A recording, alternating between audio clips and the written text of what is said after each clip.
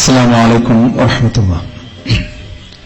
الحمد لله والصلاة والسلام على رسول الله وعلى آله وصحبه أجمعين أما بعد.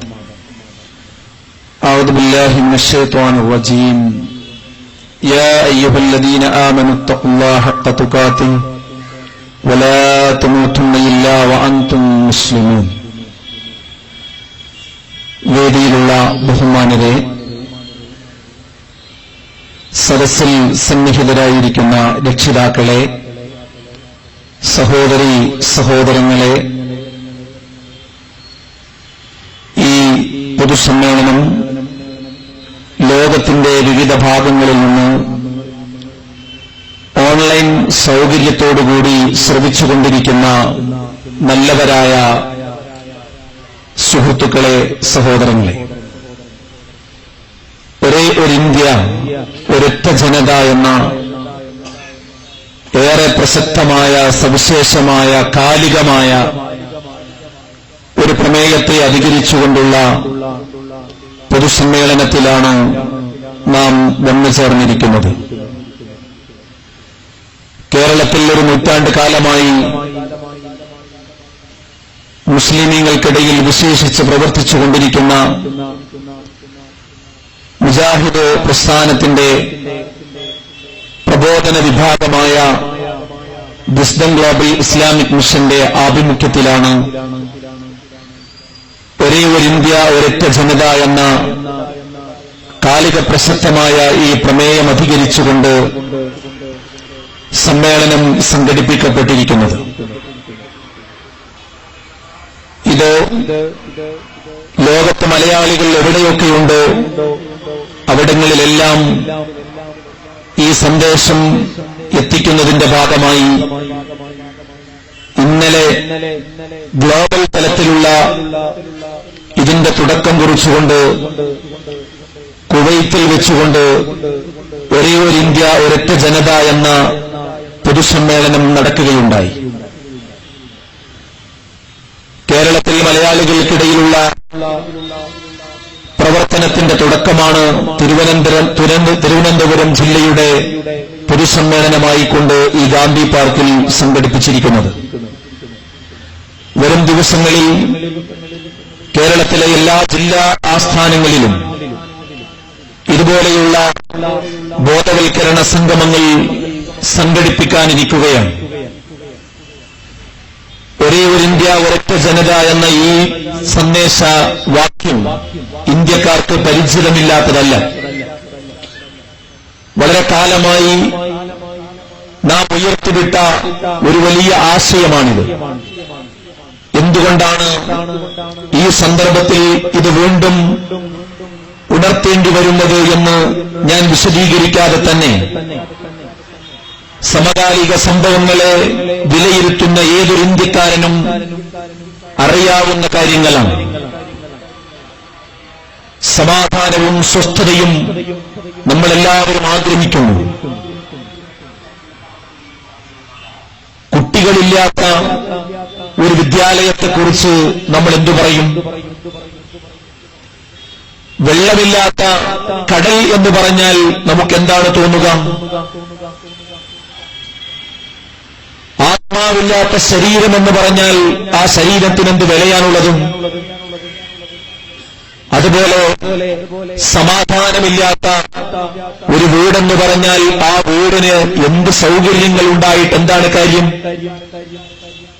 എസിയും സകലവിധ സൗകര്യങ്ങളും ഒത്തിണങ്ങിയ ഒരു വീടാണെങ്കിലും ആ വീട്ടിൽ അച്ഛനും അമ്മയും മക്കളും തമ്മിൽ പൊരുത്തമില്ലാതെയാണ് ജീവിക്കുന്നതെങ്കിൽ, സമാധാനമില്ലാതെയാണ് അന്തിയുറങ്ങുന്നത് എങ്കിൽ അവിടെ എത്ര വലിയ എസി ഉണ്ടായാലും അവരുടെ മനസ്സിനെ തണുപ്പിക്കുവാൻ സാധ്യമല്ല. വലിയ വിദ്യാലയങ്ങളും കച്ചവട കേന്ദ്രങ്ങളും ജോലിസ്ഥലങ്ങളും അങ്ങാടികളും നഗരങ്ങളും എല്ലാ അതിനൂതനമായ സാങ്കേതിക സൗകര്യങ്ങളും എല്ലാം നമുക്ക് ഒത്തിണങ്ങിയിട്ടുണ്ട് എങ്കിലും അവിടെയൊന്നും സമാധാനമില്ല എങ്കിൽ, സ്വസ്ഥതയില്ല എങ്കിൽ നമുക്ക് ജീവിച്ചു പോകുവാൻ കഴിയുകയില്ല. നമ്മുടെ മനോഹരമായ ഇന്ത്യ ലോകത്ത് വേറിട്ട് നിൽക്കുന്ന ഒരു രാജ്യമാണ്. നമുക്കറിയാം, പണ്ഡിറ്റ് ജവഹർലാൽ നെഹ്റു ഇന്ത്യയെ സംബന്ധിച്ച്, തന്റെ ദേശത്തെ സംബന്ധിച്ച് ഒരു ഗ്രന്ഥം രചിച്ചിട്ടുണ്ട്. ആ ഗ്രന്ഥം രചിച്ച ശേഷം അതിന് നാമകരണം ചെയ്തത് ഡിസ്കവറി ഓഫ് ഇന്ത്യ എന്നാണ്. ഇന്ത്യയെ കണ്ടെത്തുക എന്നതാണ്. ഇന്ത്യയെ കണ്ടെത്തൽ എന്നാണ് അദ്ദേഹം അതിന് നാമകരണം ചെയ്തത്. അതെ, ഇന്ത്യയെ കണ്ടെത്തുക എന്നത് വലിയ പ്രയാസമുള്ള ഒരു കാര്യമാണ്. കാരണം ഇന്ത്യയുടെ വിശാലമായ ഈ ചതുരശ്ര കിലോമീറ്ററുകളിൽ എവിടെയെങ്കിലും പോയി നമ്മൾ കുഴിച്ചെടുത്ത് നോക്കിയാൽ അതിന്റെ ഓരോ മൺതരികളിലും വൈവിധ്യം നമുക്ക് കാണാൻ കഴിയും. ഭാഷയും ദേശവും സംസ്കാരവും വിശ്വാസവും ആചാരങ്ങളും അനുഷ്ഠാനങ്ങളും ഭക്ഷണവും സംസാരവും ഏത് പരിശോധിച്ചു നോക്കിയാലും ഒരേപോലെ നമുക്ക് കാണാൻ കഴിയില്ല. ഒരേ ഭാഷ സംസാരിക്കുന്ന രീതിയിലാണ് സംസ്ഥാനങ്ങൾ വിഭജിക്കപ്പെട്ടിട്ടുള്ളത് എങ്കിലും നാം സംസാരിച്ചുകൊണ്ടിരിക്കുന്ന ഈ കൊച്ചു കേരളത്തിൽ, ഈ തിരുവനന്തപുരം സിറ്റിയിൽ നിന്നും കൊല്ലത്തെത്തിയാൽ മലയാള ഭാഷയുടെ സംസാരത്തിന്റെ രീതി മാറിപ്പോവുകയാണ്. അതങ്ങ് കാസർഗോഡ് എത്തുമ്പോഴേക്കും മലയാള ഭാഷയുടെ വൈവിധ്യം കണ്ടുകൊണ്ട് നമ്മൾ ഓരോരുത്തരും മലയാളികൾ പോലും അത്ഭുതപ്പെട്ടു പോകും. അതെ, ഇന്ത്യയെ കണ്ടെത്തുക എന്നൊരു പ്രയാസമുള്ള ഒരു കാര്യമാണ്. വൈവിധ്യമുള്ള ഒരു നാടാണ്. ഇങ്ങനെ ഒരു നാട്, നമ്മുടെ നാട് മാത്രമേ ഇന്ത്യയിൽ ഉണ്ടാവുകയുള്ളൂ. അതെ, ഈ നാട്ടിൽ സമാധാനം നിലനിൽക്കണം, സ്വസ്ഥത നിലനിൽക്കണം. നമ്മുടെ മക്കൾക്ക് സമാധാനത്തോടുകൂടി രാവിലെ വസ്ത്രമണിഞ്ഞുകൊണ്ട് അവരുടെ ബാഗും തൂക്കി സ്വസ്ഥമായി നമ്മുടെ നഗരങ്ങളിലൂടെ അവരുടെ സ്കൂളുകളിലേക്ക്, നഴ്സറികളിലേക്ക്, കോളേജുകളിലേക്ക് നടന്നു പോകുവാൻ കഴിയണം. നമുക്ക് നമ്മുടെ കച്ചവട കേന്ദ്രങ്ങളിലേക്ക് രാവിലെ വളരെ ശാന്തതയോടുകൂടി സമാധാനത്തോടുകൂടി കച്ചവട കേന്ദ്രങ്ങളിലേക്ക് പോയി വ്യാപാരങ്ങളിൽ ഏർപ്പെടാൻ നമുക്ക് കഴിയണം. അതെ, നമുക്ക് ഓട്ടോറിക്ഷ ഓടിക്കണം, ടാക്സി ഓടിക്കണം, നമുക്ക് ബസ്സിൽ യാത്ര ചെയ്യണം, നമുക്ക് കച്ചവടം വേണം, കൃഷി വേണം, എല്ലാവിധ സൗകര്യങ്ങളും നമുക്ക് വേണം. അവിടെയെല്ലാം സമാധാനത്തോടുകൂടി സ്വസ്ഥതയോടുകൂടി നമുക്കെല്ലാവർക്കും ഒന്നിച്ച് മുന്നോട്ട് പോകാൻ കഴിയണം. പക്ഷേ ഈ ഒരു സാഹചര്യത്തെ, ഈ സമാധാനമുള്ള സ്വസ്ഥതയുള്ള ഈ ഒരു സാഹചര്യത്തെ ഇല്ലായ്മ ചെയ്യുന്ന ചില ഭീഷണികൾ നമ്മുടെ നാട്ടിൽ ഉണ്ടായിക്കൊണ്ടിരിക്കുന്നു. അസമാധാനത്തിന്റെ അപകട സൈറൺ ഇപ്പോൾ നമ്മുടെ രാജ്യത്തിന്റെ വിവിധ കോണുകളിൽ നിന്ന് മുഴങ്ങിക്കൊണ്ടിരിക്കുന്നു എന്നതാണ് നാം അനുഭവിക്കുന്ന ഏറ്റവും പ്രധാനപ്പെട്ട പ്രശ്നം. അതുകൊണ്ട് തന്നെയാണ് ഒരേ ഒരു ഇന്ത്യ, ഒരൊറ്റ ജനത എന്ന ഒരു കാലഘട്ടത്തിലും ഇന്ത്യക്കാരൻ മറക്കാൻ പാടില്ലാത്ത ആ ഒരു മുദ്രാവാക്യം വീണ്ടും വീണ്ടും ഇസ്ലാമിക് മിഷൻ ഇവിടെ ഓർമ്മപ്പെടുത്തുവാനുള്ള ഒരു കാരണം. നമുക്കറിയാം, നമ്മുടെ ഇന്ത്യ രാജ്യത്ത്, ഇന്ത്യയെ സ്നേഹിക്കുന്ന, രാജ്യത്തെ സ്നേഹിക്കുന്ന ഒരാളും തന്നെ ഒരിക്കലും ആഗ്രഹിക്കാത്ത സംഭവങ്ങളാണ് ഇപ്പോൾ ഉണ്ടായിക്കൊണ്ടിരിക്കുന്നത്. 2015 സെപ്റ്റംബറിൽ ഉത്തർപ്രദേശിലെ ദാദ്രിയിൽ മുഹമ്മദ് അഖ്ലാഖിനെ ബീഫ് വീട്ടിൽ സൂക്ഷിച്ചു എന്നൊരൊറ്റ കാരണത്താൽ ഒരു ജനക്കൂട്ടം, ഓടിക്കൂടിയ ജനക്കൂട്ടം അദ്ദേഹത്തെ പേപ്പട്ടിയെപ്പോലെ തല്ലിക്കൊല്ലുകയുണ്ടായി. 2015 ഒക്ടോബർ മാസത്തിൽ ജമ്മു കാശ്മീരിലെ അനന്തനാഗ് ജില്ലയിൽ 16 വയസ്സുകാരനായ ഷാഹിദ് റസൂൽ ഭട്ട് സഞ്ചരിച്ചിരുന്ന ട്രക്കിലേക്ക് ബോംബെറിഞ്ഞുകൊണ്ട് കൊലപ്പെടുത്തിയത് നമ്മൾ വായിച്ചു. 2016 മാർച്ച് മാസത്തിൽ കന്നുകാലി കച്ചവടക്കാരനായ മുഹമ്മദ് മജിലും ആസാദ് ഖാൻ എന്നീ ആളുകളെ തല്ലിക്കൊന്ന് മരക്കൊമ്പുകളിൽ കെട്ടിത്തൂങ്ങിയ രംഗം നമ്മൾ സോഷ്യൽ മീഡിയകളിലും പത്രങ്ങളിലും നമുക്ക് കാണാൻ സാധിച്ചു. 2017 ഏപ്രിൽ മാസത്തിൽ കന്നുകാലി കച്ചവടക്കാരായ 20 വയസ്സിനടുത്ത് മാത്രം പ്രായമുണ്ടായിരുന്ന അബ്ദു ഹനീഫ്, റിയാസുദ്ദീൻ അലി എന്നിവരെ ആസാമിൽ നാഗോൺ ജില്ലയിൽ പശുവിനെ മോഷ്ടിച്ചു എന്നാരോപിച്ചുകൊണ്ട് ദയനീയമായി കൊലപ്പെടുത്തിയത് നമ്മൾ അറിഞ്ഞു. 2017 ഏപ്രിൽ മാസത്തിൽ ആൽവാറിൽ ഗോസംരക്ഷണ സേനയുടെ ആക്രമണത്തിൽ ഗുരുതരമായി പരിക്കേറ്റ പെഹ്ലു ഖാൻ എന്ന് പറയുന്ന സഹോദരൻ കൊല്ലപ്പെടുകയുണ്ടായി. 2017 മെയ് മാസത്തിൽ ബുലാന്ദ ഷഹറിൽ ഗുലാം മുഹമ്മദിനെ മിശ്രവിവാഹിതരായ കുടുംബത്തെ സഹായിച്ചതിന് മർദ്ദിച്ചു കൊലപ്പെടുത്തുകയുണ്ടായി. ഉത്തർപ്രദേശ് മുഖ്യമന്ത്രി യോഗി ആദിത്യനാഥ് ഗോസംരക്ഷണത്തിനായി രൂപീകരിച്ച ഹിന്ദു യുവവാഹിനി എന്ന സംഘടനാ പ്രവർത്തകരാണ് ആ കൊലപാതകത്തിന് നേതൃത്വം കൊടുത്തത്. 2017 മെയ് മാസത്തിൽ മധ്യപ്രദേശിലെ ഭിണ്ടിൽ മുസ്ലിം യുവാക്കളെ കയ്യേറ്റം ചെയ്ത വാർത്തയും നമുക്ക് വായിക്കേണ്ടി വന്നു. 2017 മെയ് മാസത്തിൽ മുന്ന അൻസാരിയടക്കം 7 പേരെ കുട്ടികളെ തട്ടിക്കൊണ്ടുപോകാൻ ശ്രമിച്ചുവെന്നാരോപിച്ച് ജാർഖണ്ഡിൽ ആക്രമിക്കുകയുണ്ടായി. 2017 മെയ് മാസത്തിൽ മഹാരാഷ്ട്രയിലെ ലത്തൂരിൽ മുസ്ലിം പോലീസുകാരനായ യുനീസിനെ സംഘം ചേർന്ന് ആക്രമിച്ചു. അതേപോലെ തന്നെ 2017 മെയ് മാസത്തിൽ മഹാരാഷ്ട്ര മലേഗാവിൽ 2 കച്ചവടക്കാരെ ബീഫ് സൂക്ഷിച്ചു എന്നാരോപിച്ചുകൊണ്ട് മർദ്ദിക്കുകയുണ്ടായി. 2017 ജൂൺ 7 ജാർഖണ്ഡ് ധൻബാദിൽ ഇഫ്താർ വിരുന്നിനായി ബീഫ് കൊണ്ടുവന്നു എന്നാരോപിച്ച് മുസ്ലിം യുവാവിനെ ആക്രമിച്ചു. 35 വയസ്സുകാരനായ ഐനുൽ അൻസാരിയാണ് ബൈക്കിൽ പോകുമ്പോൾ തടഞ്ഞു നിർത്തി ആക്രമിക്കുകയും 20 പേരടങ്ങുന്ന ഗോരക്ഷാ സംരക്ഷാ സേനാ പ്രവർത്തകർ അവരെ ആക്രമിക്കുകയും ചെയ്തത്. 2017 ജൂൺ 12 രാജസ്ഥാനിലെ ബാർമറിൽ വെച്ച് തമിഴ്നാട് മൃഗസംരക്ഷണ വകുപ്പ് ഉദ്യോഗസ്ഥരെ ആക്രമിക്കുകയുണ്ടായി. ഗോരക്ഷാ സേനയാണ് ആക്രമണം നടത്തിയത്. കന്നുകാലികളെ കൊണ്ടുവരുന്ന ട്രക്ക് തടഞ്ഞു നിർത്തിയാണ് 50ഓളം പേരടങ്ങുന്ന സംഘം ഉദ്യോഗസ്ഥരെ ആക്രമിച്ചത്. 2017 ജൂൺ മാസത്തിൽ കുടുംബത്തിലെ സ്ത്രീകളെ മാനഭംഗപ്പെടുത്തുന്നത് തടഞ്ഞ് രാജസ്ഥാൻ സ്വദേശി സഫീർ ഹുസൈനെ തല്ലിക്കൊല്ലുകയുണ്ടായി. 2017 ജൂൺ മാസത്തിൽ ഹരിയാനയിലെ ബല്ലബ്ഗഡിലേക്ക് ട്രെയിനിൽ സഞ്ചരിക്കുകയായിരുന്ന 4 മുസ്ലിം യുവാക്കളെ പശുവിറച്ചി കഴിച്ചുവെന്നാരോപിച്ച് ഒരു സംഘം ആക്രമിച്ചു. കുത്തേറ്റ 16 വയസ്സുകാരനായ ജുനൈദ് തൽക്ഷണം കൊല്ലപ്പെടുകയും ചെയ്തു. ഇതിനു മുന്നോടിയായി സാധനങ്ങൾ വാങ്ങാൻ ഡൽഹിയിലേക്ക് വരുന്നതിനു ശേഷം മടങ്ങുമ്പോഴാണ് മുസ്ലിം യുവാക്കളെ പശുവിറച്ചി കഴിക്കുന്നവരാണെന്ന് പറഞ്ഞ് ആക്രമിക്കപ്പെട്ടത്. 2017 ജൂൺ 23 മാവൂർ ജില്ലയിൽ പള്ളിയിൽ പ്രാർത്ഥിക്കുകയായിരുന്ന ഇമാമിനെ വെടിവെച്ചു കൊല്ലുകയുണ്ടായി. 2017 ജൂൺ മാസത്തിൽ പശുവിനെ മോഷ്ടിച്ചു എന്നാരോപിച്ച് ബംഗാളിലെ ദീനജ്പൂരിൽ 3 പേരെ കൊലപ്പെടുത്തുകയുണ്ടായി. 2017 ജൂൺ മാസത്തിൽ 100ഓളം പേർ ചേർന്ന് ജാർഖണ്ഡിൽ മധ്യവയസ്കനെ പശുവിന്റെ ജഡം വീടിന് മുന്നിൽ കണ്ടതിന് ക്രൂരമായി മർദ്ദിച്ച് ആ വീടിന് തീയിടുകയും അദ്ദേഹത്തെ നിഷ്കരുണം കൊല ചെയ്യപ്പെടുകയും ചെയ്തു. ഇങ്ങനെ ഞാൻ നിലനിൽപ്പിൽ പറയുകയാണെങ്കിൽ നമ്മൾ സ്നേഹിക്കുന്ന, നമ്മളുടെ എല്ലാവരും ഒന്നിച്ച് സ്വാതന്ത്ര്യം നേടിയെടുത്ത നമ്മുടെ ഇന്ത്യ രാജ്യത്തിന്റെ മാറിടത്തിലൂടെ നടന്നു കഴിഞ്ഞ ഏതാനും മാസങ്ങൾക്ക് മുമ്പ്, ഈ കഴിഞ്ഞ 1-2 വർഷങ്ങൾക്കിടയിൽ നടന്നു കഴിഞ്ഞ ചില സംഭവങ്ങൾ മാത്രമാണ് ഞാൻ നിങ്ങളുടെ മുമ്പിൽ വരച്ചു കാണിച്ചത്. എന്തിനാണ് ഞാൻ ഇത് ഇത്രയും വിശദമായി പറഞ്ഞതെന്നോ, ഇത് ഇന്നും നമ്മുടെ നാട്ടുകാർ അറിഞ്ഞില്ല എന്ന് വിചാരിച്ചു പോകുന്ന ചില ആളുകളെങ്കിലുമുണ്ട്.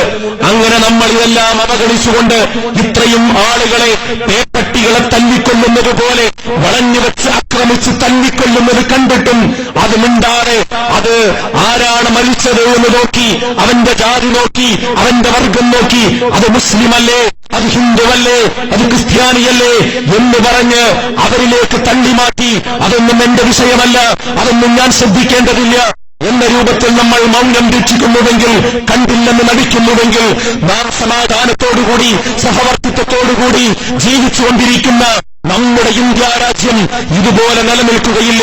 നമ്മുടെ മക്കൾക്ക് നാളെ ഇവിടെ അവർക്ക് സ്കൂളിലേക്ക്, വിദ്യാലയങ്ങളിലേക്ക് സമാധാനത്തോടുകൂടി കടന്നു പോകാൻ കഴിയില്ല. നമ്മുടെ കച്ചവട കേന്ദ്രങ്ങൾ ഇപ്പോൾ നടക്കുന്ന ശാന്തിയോടുകൂടി നമുക്ക് നടത്തിക്കൊണ്ടുപോകാൻ കഴിയില്ല.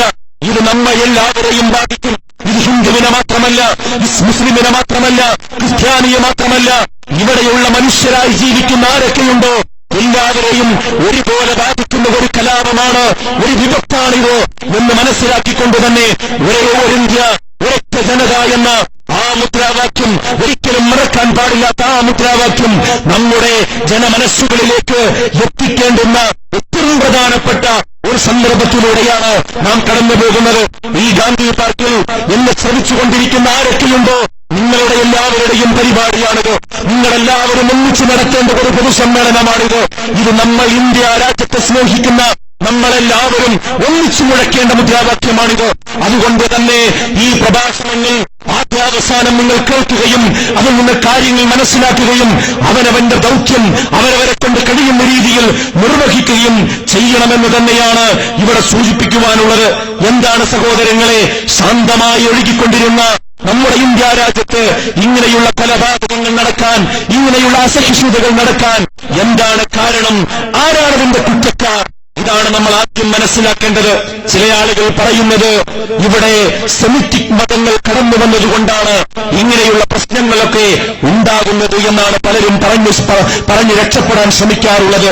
എന്നാൽ സഹോദരങ്ങളെ, ഇവിടെയുള്ള സെമിറ്റിക് മതങ്ങളായി പരിചയപ്പെടുത്താറുള്ള ഇസ്ലാം മതവും അതുപോലെ ക്രൈസ്തവ മതവും അതുപോലെ യഹൂദ മതവും ഇതൊക്കെ പരിശോധിച്ചു നോക്കിയാൽ തന്നെ നമുക്കറിയാം ഇവിടെ നടന്നുകൊണ്ടിരിക്കുന്ന, ഞാൻ നേരത്തെ എണ്ണിപ്പറഞ്ഞ ഈ പ്രശ്നങ്ങളുടെയൊക്കെ പിന്നിൽ ഈ പറഞ്ഞ മതങ്ങളൊന്നുമല്ല, ഈ പറഞ്ഞ മതത്തിന്റെ പേരിലുള്ളവരുമല്ല.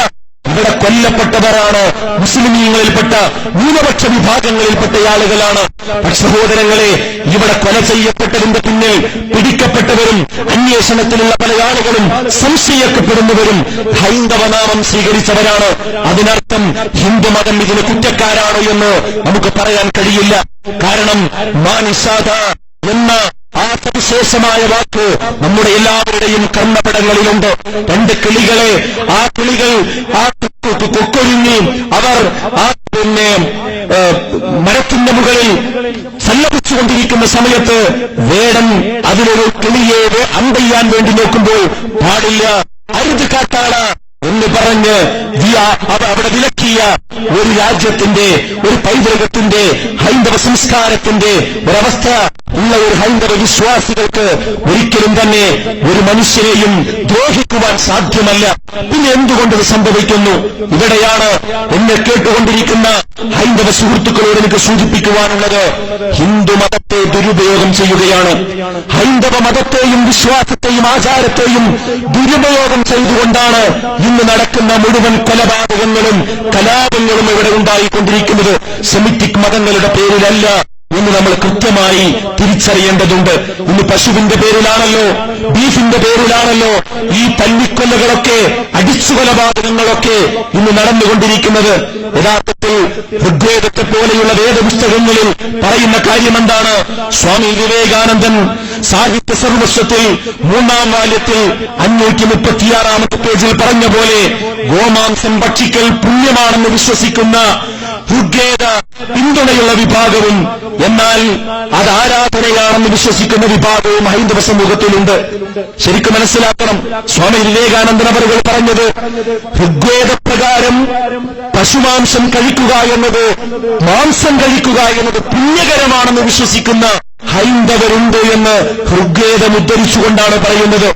എന്നാൽ അതിനെ ആരാധിക്കണമെന്ന് പറയുന്നവരും ഹൈന്ദവരുടെ കൂട്ടത്തിലുണ്ട്. അത് രണ്ടും നടക്കട്ടെ. അതിനെ ആരാധിക്കുന്നവർക്ക് ആരാധിക്കാം, ആരും അതിന് തടസ്സക്കാരല്ല. ഒരു മുസ്ലിമിന്റെ തൊഴുത്തിൽ കെട്ടിയ, ഹൈന്ദവന്റെ തൊഴുത്തിൽ കെട്ടിയ പശുവിനെ ഒരു മുസ്ലിം അറുക്കണമെന്ന് പറയുമ്പോഴാണ് കലാപം ഉണ്ടാകുന്നത്. അതുപോലെ തന്നെ ഒരു മുസ്ലിമിന്റെ തൊഴുത്തിൽ കെട്ടിയ പശുവിനെ എനിക്ക് ആരാധിക്കണമെന്നൊരു ഹൈന്ദവൻ പറയുമ്പോഴാണ് കലാപമുണ്ടാകുന്നത്. എന്തിനാണത്? അതിനാരാധിക്കണമെന്ന് വിശ്വസിക്കുന്നവർ ആരാധിക്കട്ടെ. എന്നാൽ അതിനെ ആരാധിക്കുന്നവരെ വിമർശിക്കുവാനും നിന്ദിക്കുവാനും നമ്മൾ ആരും ഉദ്ദേശിക്കുന്നില്ല. പക്ഷേ നമ്മൾ ആരാധിക്കുന്നതിനെയെല്ലാം ഏതൊക്കെയുണ്ട്, അത് എലിയാകട്ടെ, പാമ്പാകട്ടെ, പശുവാകട്ടെ, പുഷ്പമാകട്ടെ, ഇതിനെയൊന്നും ആരും തൊടാൻ പാടില്ല, ഉപയോഗിക്കാൻ പാടില്ലെന്ന് പറഞ്ഞാൽ ജീവിതം ദുസ്സഹമാകും. ആർക്കാണതറിയാത്തത്? ഓരോരുത്തരും അവരുടെ വിശ്വാസമനുസരിച്ച് പോകട്ടെ. അതിലാരും ഇടപെടേണ്ടതില്ല, അതിനെ ആരും പരിഹസിക്കേണ്ടതില്ല, നിന്ദിക്കേണ്ടതില്ല. അപ്പോൾ ഞാൻ സൂചിപ്പിച്ചത് ഹൈന്ദവ മതമല്ല ഇതിന് ഉത്തരവാദിത്വം. ഹൈന്ദവ മതത്തെ ദുരുപയോഗം ചെയ്തുകൊണ്ട് തങ്ങളുടെ രാഷ്ട്രീയ താൽപര്യങ്ങൾ നേടുന്നതിന് വേണ്ടി ചില രാജ്യവിരുദ്ധ പ്രവർത്തനങ്ങളാണ്, കക്ഷികളാണ് ഇത് ചെയ്തുകൊണ്ടിരിക്കുന്നത്. ഇത് തിരുത്തേണ്ട ഉത്തരവാദിത്വം ആർക്കാണ് സഹോദരങ്ങളെ? ഹൈന്ദവർക്ക് തന്നെയല്ലേ, ഹൈന്ദവ സുഹൃത്തുക്കൾക്ക് തന്നെയല്ലേ ഒന്നാമത്തെ ഉത്തരവാദിത്വം? ഇത്രയും തല്ലിക്കൊലപാതകങ്ങൾ ഹൈന്ദവ മതത്തിന്റെ പേരിൽ നടക്കുമ്പോൾ ഹൈന്ദവ മത സുഹൃത്തുക്കൾ പറയണം, ഇത് ഹിന്ദുമതത്തിലുള്ളതല്ല, ഇത് ഹിന്ദുമതം ഉത്തരവാദിയല്ല എന്ന് പറയാൻ അതാത് മതവിഭാഗത്തിൽപ്പെട്ട ആളുകൾ തന്നെ രംഗത്തു വരേണ്ട സമയമാണിത്. ആ ഒരു ആശയം കൂടിയാണ് ഒരു ഇന്ത്യ ഒരൊറ്റ ജനത എന്ന ഈ സെമിനാറിലൂടെ നമുക്കിവിടെ സൂചിപ്പിക്കുവാനുള്ളത്. സഹോദരങ്ങളെ, ചില ആളുകൾ മൊത്തത്തിൽ മതങ്ങളെ ആക്ഷേപിച്ച് പറയാറുണ്ട്. മതങ്ങളാണ് എല്ലാ കലാപങ്ങൾക്കും വിത്തിടുന്നത് എന്നാണ് ചില ആളുകൾ പറയാൻ ശ്രമിക്കാറുള്ളത്. ശരിയാണോ സുഹൃത്തുക്കളെ? അത് ഒരിക്കലുമല്ല. മതത്തെ ചില ആളുകൾ ഉപയോഗിക്കുന്നുവെന്ന് മാത്രമേ ഉള്ളൂ. മതഗ്രന്ഥങ്ങൾ ഒരിക്കലും തന്നെ അതിന് ഉത്തരവാദിത്വം അർഹിക്കുന്നില്ല.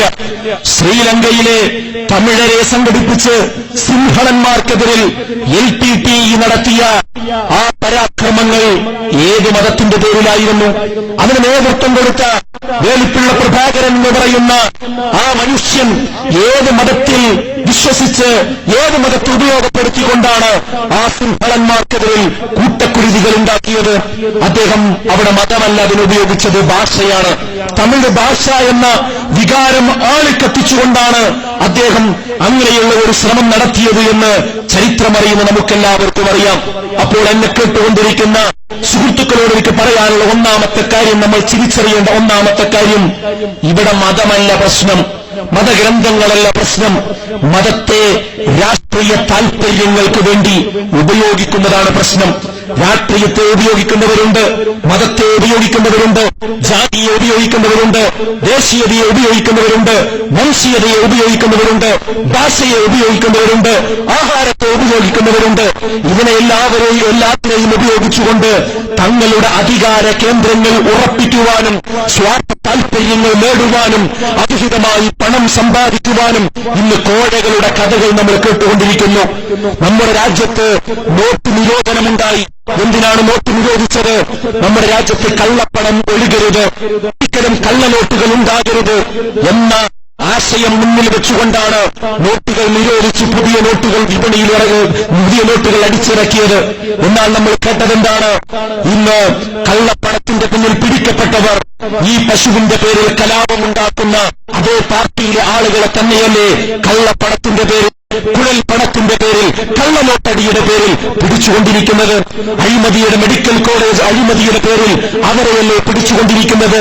അവർ രാജ്യത്തിന്റെ പേര് പറഞ്ഞ്, പശുവിന്റെ പേര് പറഞ്ഞ്, ഹിന്ദുവിന്റെ പേര് പറഞ്ഞ് ഈ രാജ്യത്തിന്റെ അധികാരം നേടിയെടുത്തുകൊണ്ട് കോടികൾ കീശയിലാക്കുന്ന സ്വാർത്ഥ താൽപര്യങ്ങളാണ് യഥാർത്ഥത്തിൽ ഇവിടെ നടന്നുകൊണ്ടിരിക്കുന്നത്. ഇതിനെതിരിൽ ഇന്ത്യക്കാരെല്ലാവരും ഒറ്റക്കെട്ടായി രംഗത്ത് വരേണ്ട സമയം അതിക്രമിച്ചിരിക്കുന്നുവെന്നാണ് ഈ സമ്മേളനത്തിൽ സൂചിപ്പിക്കുവാനുള്ളത്. എന്താണ് നമുക്കിതിന് പരിഹാരം? ഇൻഷാ അല്ലാഹ് ആ പരിഹാരത്തെ സംബന്ധിച്ച് മഗ്രിബ് നമസ്കാരത്തിന് ശേഷം ഇവിടെ നമുക്ക് വിശദീകരിക്കാം. നമ്മുടെ അതിഥികൾ ഇവിടെ കടന്നുവരും. ഈ കേട്ടുകൊണ്ടിരിക്കുന്ന എല്ലാ ആളുകളും ഈ പ്രൗഢമായ സദസ്സ് ഇതിന്റെ തുടർ പ്രഭാഷണങ്ങൾ കൂടി കേൾക്കുവാനും ഒരു ഇന്ത്യ ഒരൊറ്റ ജനത എന്ന ഈ മുദ്രാവാക്യം നെഞ്ചിലേക്ക് എടുത്തു വെച്ചുകൊണ്ട് ഇതിന്റെ പ്രയോക്താക്കളും പ്രചാരകന്മാരുമായി മുന്നോട്ട് പോകണമെന്ന് മാത്രം ആഹ്വാനം ചെയ്തുകൊണ്ട് തൽക്കാലം ഞാൻ എന്റെ സംസാരം ഉപസംഹരിക്കുകയാണ്. അസ്സലാമു അലൈക്കും വറഹ്മത്തുള്ളാഹി.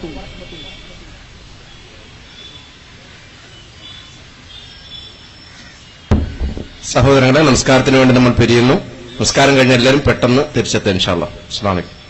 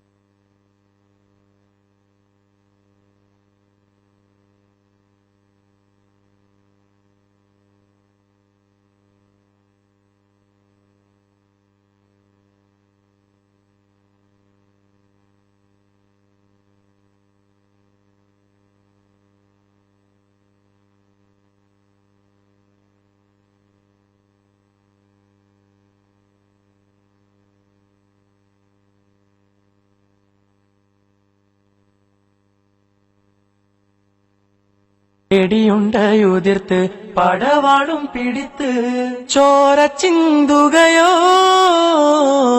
ചോര ചിന്തുകയോ അരുതേ ചോര ചിന്തുകയോ അരുതരുതേ ഭാരത മൈത്രി നമ്മൾ തകർക്കരുതേ മമതയെ കൈവിട്ടു പോകരുതേ അറിഞ്ഞിടണേ ഹിന്ദു മുസൽമാൻ കൈകോർത്ത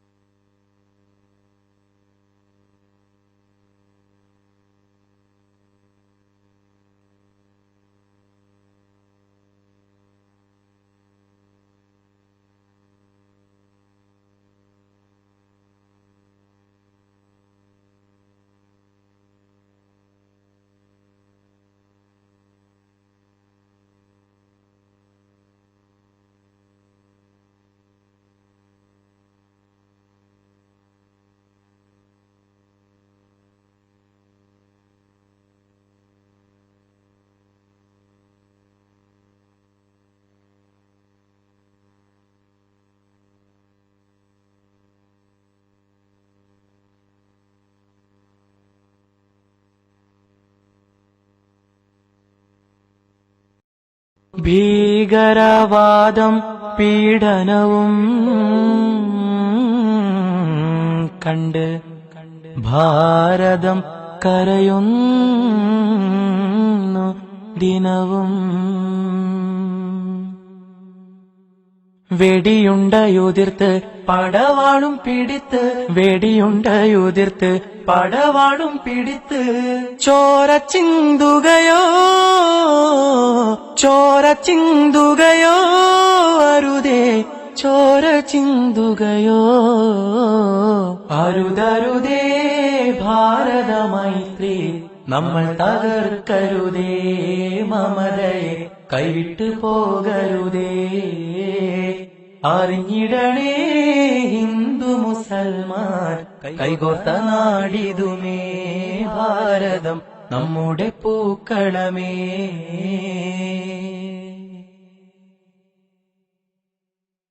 വൈരവും വിദ്വേഷവും വെടിഞ്ഞ് ഒരു മാതാ മക്കളായി തിരിഞ്ഞ് കാക്കൂ നാം ഭാരത ഐക്യം അതാണ് നമുക്കിന്ന് മുഖ്യം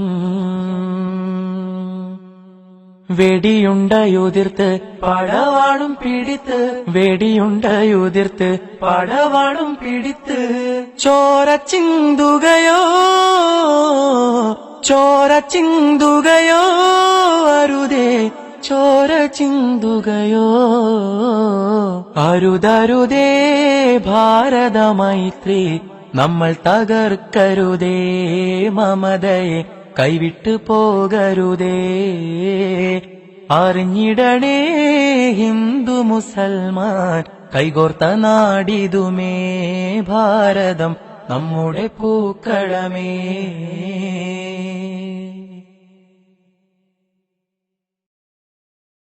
അരുതരുതേ ഭാരതമൈത്രി നമ്മൾ തകർക്കരുതേ മമതയെ കൈവിട്ടു പോകരുതേ.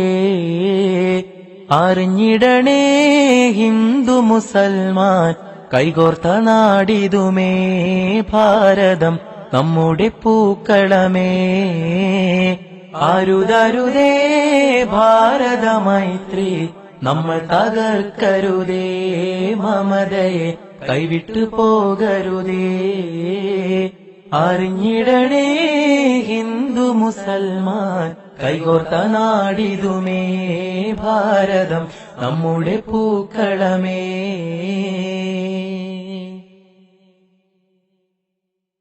വെടിയുണ്ടയുതിർത്ത് പടവാളും പിടിത്ത്, വെടിയുണ്ടയുതിർത്ത് പടവാളും പിടിത്ത്, ചോര ചിന്തുകയോ ചോര ചിന്തുകയോ അരുതേ ചോര ചിന്തുകയോ. അരുതരുതേ ഭാരതമൈത്രി നമ്മൾ തകർക്കരുതേ മമതയെ കൈവിട്ടു പോകരുതേ. അറിഞ്ഞിടണേ ഹിന്ദു മുസൽമാൻ കൈകോർത്ത നാടിതുമേ ഭാരതം നമ്മുടെ പൂക്കളമേ.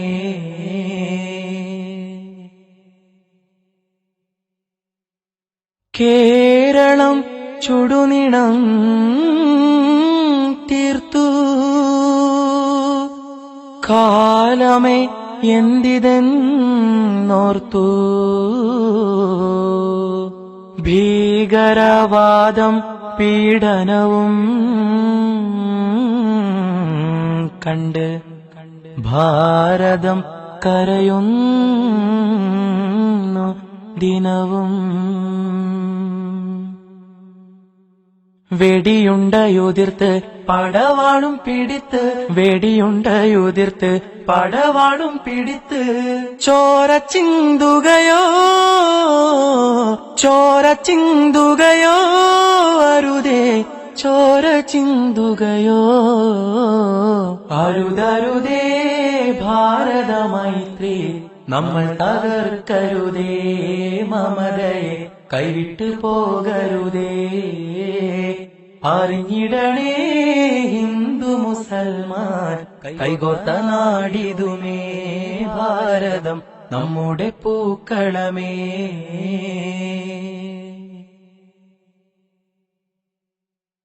വൈരവും വിദ്വേഷവും വെടിഞ്ഞ്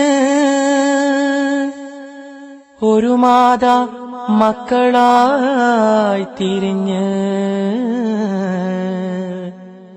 കാക്കുനാം ഭാരത ഐക്യം. അതാണ് നമുക്കിന്ന് മുഖ്യം. വെടിയുണ്ടയുതിർത്ത് പടവാളും പിടിത്ത്, വെടിയുണ്ടയുതിർത്ത് പടവാളും പിടിത്ത്, ചോര ചിന്തുകയോ ചോര ചിന്തുകയോ അരുതേ ചോര ചിന്തുകയോ. അരുതരുതേ ഭാരതമൈത്രി നമ്മൾ തകർക്കരുതേ മമതയെ കൈവിട്ടു പോകരുതേ. അറിഞ്ഞിടണേ ഹിന്ദു മുസൽമാൻ കൈകോർത്ത നാടിതുമേ ഭാരതം നമ്മുടെ പൂക്കളമേ.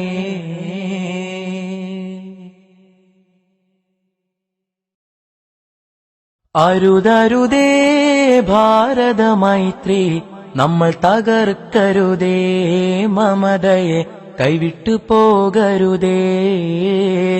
അറിഞ്ഞിടണേ ഹിന്ദു മുസൽമാൻ കൈകോർത്ത നാടിതുമേ ഭാരതം നമ്മുടെ പൂക്കളമേ. അരുതരുതേ ഭാരതമൈത്രി നമ്മൾ തകർക്കരുതേ മമതയെ കൈവിട്ടു പോകരുതേ. അറിഞ്ഞിടണേ ഹിന്ദു മുസൽമാൻ കൈകോർത്ത നാടിതുമേ ഭാരതം നമ്മുടെ പൂക്കളമേ.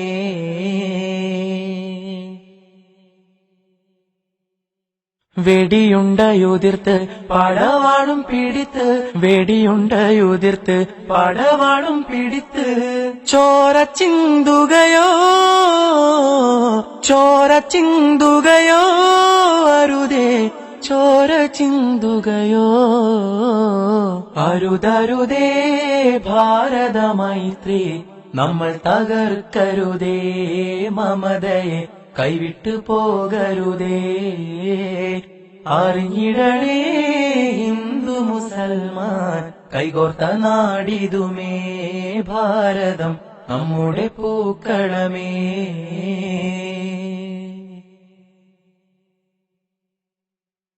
കേരളം ചുടുനിണം തീർത്തു, കാലമേ എന്തിതെന്നോർത്തു. ഭീകരവാദം പീഡനവും കണ്ട് ഭാരതം കരയുന്നു ദിനവും. വെടിയുണ്ടയുതിർത്ത് പടവാളും പിടിത്ത്, വെടിയുണ്ടയുതിർത്ത് പടവാളും പിടിത്ത്, ചോര ചിന്തുകയോ ചോര ചിന്തുകയോ അരുതേ, ചോര ചിന്തുകയോ അരുതരുതേ. ഭാരത മൈത്രി നമ്മൾ തകർക്കരുതേ, മമതയെ കൈവിട്ടു പോകരുതേ. അറിഞ്ഞിടണേ ഹിന്ദു മുസൽമാൻ കൈകോർത്ത നാടിതുമേ ഭാരതം നമ്മുടെ പൂക്കളമേ.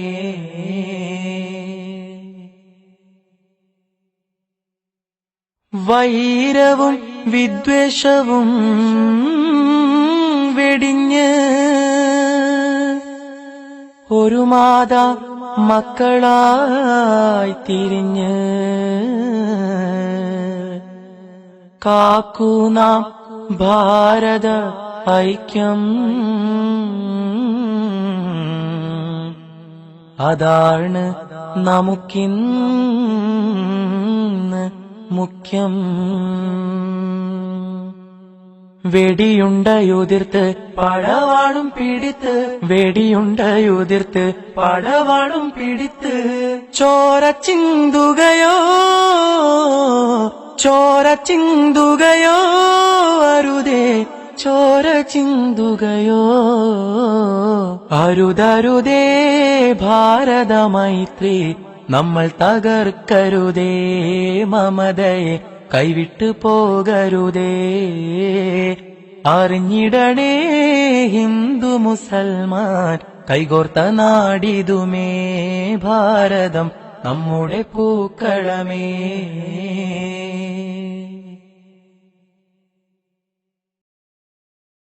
അരുതരുതേ ഭാരത മൈത്രി നമ്മൾ തകർക്കരുതേ, മമതയെ കൈവിട്ടു പോകരുതേ. അറിഞ്ഞിടണേ ഹിന്ദു മുസൽമാൻ കൈകോർത്ത നാടിതുമേ ഭാരതം നമ്മുടെ പൂക്കളമേ. അരുതരുതേ ഭാരത മൈത്രി നമ്മൾ തകർക്കരുതേ, മമതയെ കൈവിട്ടു പോകരുതേ. അറിഞ്ഞിടണേ ഹിന്ദു മുസൽമാൻ കൈകോർത്ത നാടിതുമേ ഭാരതം നമ്മുടെ പൂക്കളമേ.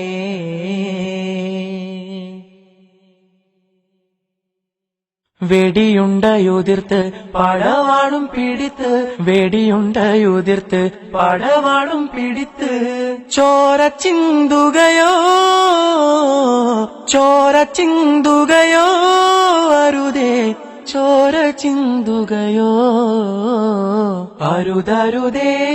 ഭാരത മൈത്രി നമ്മൾ തകർക്കരുതേ, മമതയെ കൈവിട്ടു പോകരുതേ.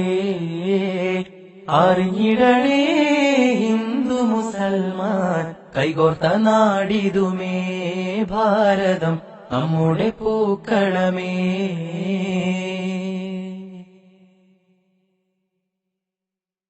കേരളം ചുടുനിണം തീർത്തു കാലമേ എന്തിതെന്നോർത്തു. ഭീകരവാദം പീഡനവും കണ്ട് ഭാരതം കരയുന്നു ദിനവും. വെടിയുണ്ടയുതിർത്ത് പടവാളും പിടിത്ത്, വെടിയുണ്ടയുതിർത്ത് പടവാളും പിടിത്ത്, ചോര ചിന്തുകയോ ചോര ചിന്തുകയോ അരുതേ ചോര ചിന്തുകയോ അരുതരുതേ. ഭാരതമൈത്രി നമ്മൾ തകർക്കരുതേ, മമതയെ കൈവിട്ടു പോകരുതേ. അറിഞ്ഞിടണേ ഹിന്ദു മുസൽമാൻ കൈകോർത്ത നാടിതുമേ ഭാരതം നമ്മുടെ പൂക്കളമേ.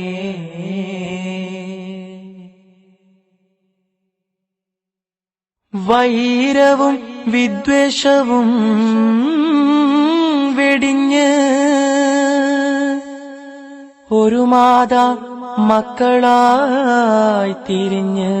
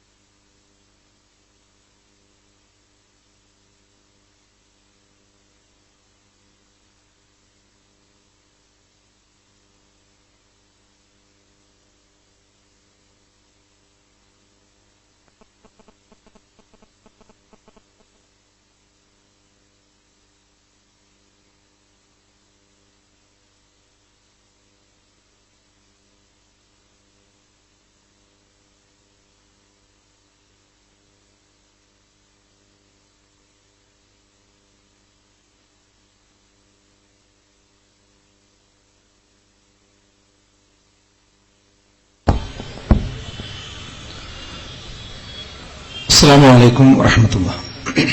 അൽഹംദുലില്ലാഹ് വസ്സലാത്തു വസ്സലാമു അലാ റസൂലില്ലാഹ് വഅലാ ആലിഹി വസഹ്ബിഹി അജ്മഈൻ. അമ്മാ ബഅദ്.